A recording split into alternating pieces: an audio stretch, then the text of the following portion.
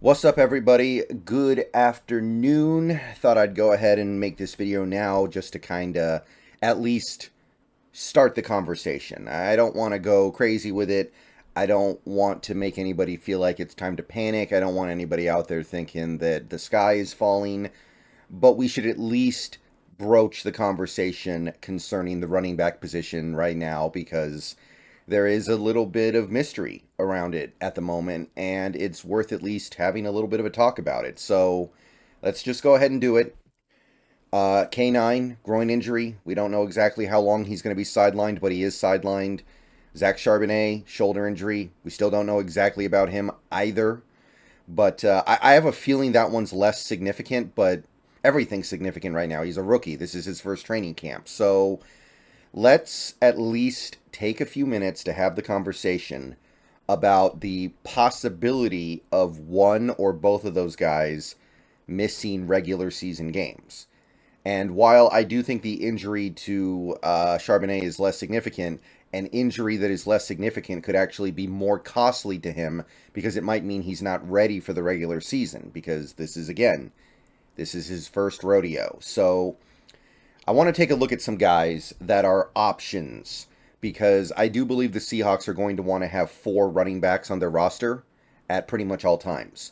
You got to remember that some of the running backs, especially the guys on the back end, are going to also be doing things on special teams. Like Dallas and McIntosh both could be kick returners, I think. I don't think they can be punt returners.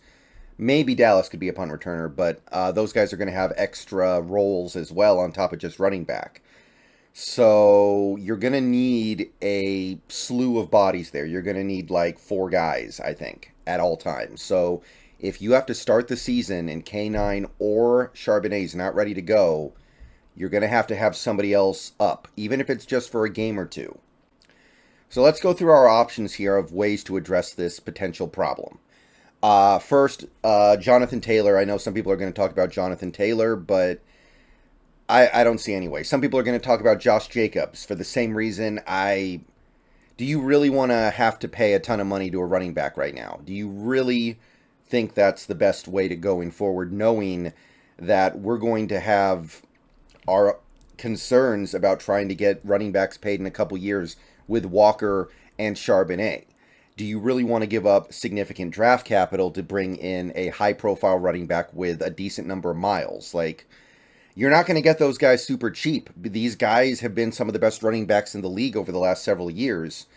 But at the same time, you're getting them when they have a lot of miles on their body. You don't know what you're going to get. Look at what Taylor did last year. So, no. I don't want to touch either of those guys. I don't want to trade for either of those guys. You'd probably be looking at giving up real draft capital for a rental.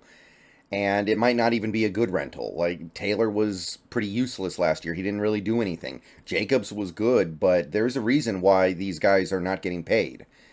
And Jim Irsay's already kind of indicated that he's not interested in trading Taylor, so you probably have to come in with a really good offer, and I'm just not interested in making that offer. So those guys, no. I'm looking at guys you can get without trading and looking at the current crop of free agents that are available to the Seahawks. You've got some bigger name guys. Now, there's a reason why they're still available, but you've got Zeke Elliott, who at this point in his career, he's a power back, right? He's just a power back who can block well and catch some passes. You're not looking to him to be a bell cow. You're not looking for him to average 4.5 yards a carry even. You're not looking for him to be a 1,000-yard rusher. He's just a power back who can catch and block. That's not the worst replacement for a guy like a Zach Charbonnet. Leonard Fournette, kind of in a similar boat. Same age, same basic kind of skill set here, where he's a power back who can catch the ball and block pretty well.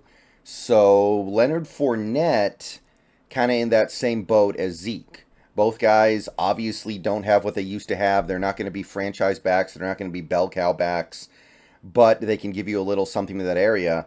So if you're not going to have Charbonnet for an extended period of time, not the worst idea to bring in those guys. Here's my question.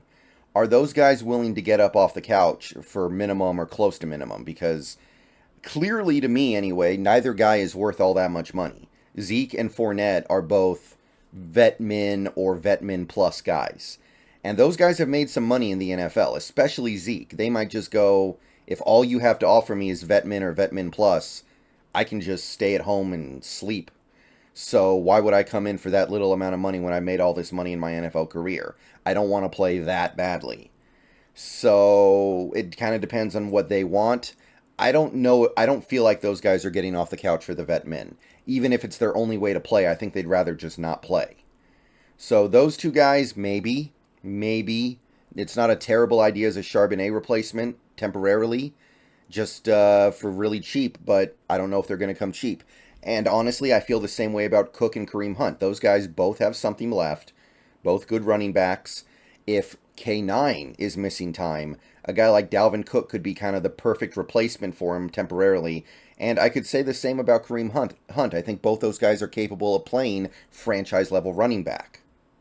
And when I say franchise-level running back, I mean they can start, they can get a bulk of the snaps, they can get a bulk of the carries, and they can be productive. But, again, there's not a lot of money to spend, and I'm not willing to spend a lot of money on a running back, even a pretty good one like Cook or Hunt. And are those guys going to even get off the couch for a minimum offer? I feel like Dalvin Cook, at the very least, Dalvin Cook, I feel like has bigger offers out there. They're just not finalized yet. So I don't know if that would really work. I think you're going to have to move down the chain a little bit here with the amount of money you have left, especially if you're planning on bringing in another defensive lineman. J.D. McKissick doesn't really make sense to me because we already have McIntosh. Mark Ingram's too old. Rex Burkhead's too old. Giovanni Bernard would be a pretty okay Charbonnet replacement because he's a good third down back. And pretty much everybody else listed here, at least, other than maybe Marlon Mack, who's looked pretty washed up for a while now anyway.